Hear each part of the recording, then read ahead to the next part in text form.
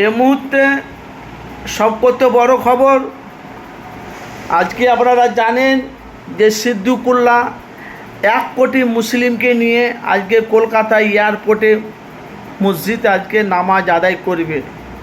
সেটাই নিয়ে বাংলায় বাংলায় একটা ক্ষোভ চলছে যে আপনারা জানেন মসজিদটা আগে ছিল, এয়ারপোর্ট পরে হয়েছে। এখন নতুন সরকার এসেছে, ওরা বলছে এয়ারপোর্টের পাশে মসজিদ থাকবে না। আজকে শুক্রবার 1 কোটি মুসলমানকে নিয়ে আজকে সিদ্দিকুল্লাহ আজকে ওখানে আজকে নামাজ আদায় করবে। 1 কোটি মুসলিমকে দাওয়াত দিয়েছে।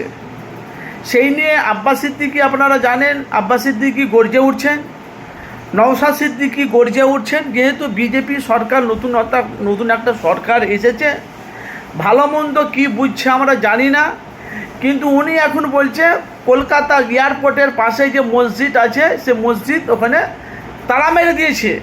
সেখানে মসজিদে কিন্তু কাউকে নামাজ পড়তে দেয় না, পুরো একদম টোটাল বন্ধ করে দিয়েছে।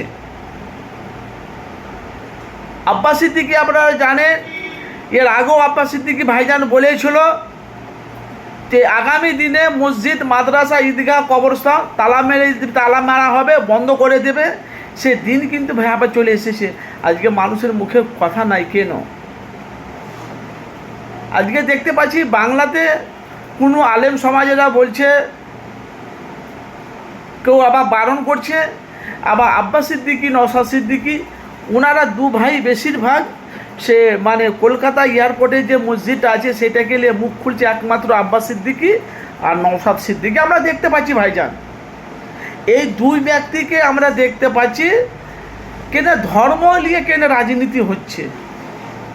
বাংলার মানুষ যাকে ভালো লাগবে, কে সে কি ধর্ম করবে না করবে সেটা তার পার্সোনাল ব্যাপার, কি ধর্ম করবে না করবে সেটা তার পার্সোনাল ব্যাপার। কিন্তু মসজিদ নিয়ে আঘাত হচ্ছে। আগে তো ওখানে মসজিদ ছিল, বাংলার কিছু মানুষ বলছে মসজিদের জায়গায় এয়ারপোর্ট হয়েছে।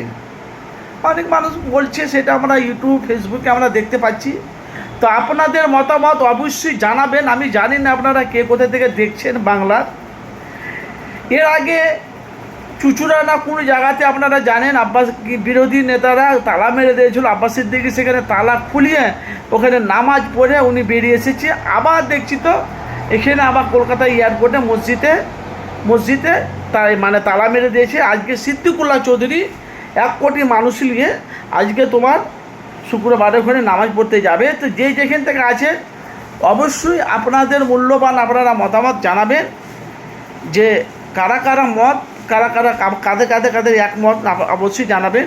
বিজেপি সরকার ভালো মন্দ কী বুঝেছে না বুঝেছে জানি না, আপনাদের মূল্যবান মতামত জানাবেন। আব্বাস সিদ্দিকী, নওশাদ সিদ্দিকী যে কাজটা করছে মানুষের জন্য ভালো করছে না খারাপ করছে অবশ্যই জানাবেন।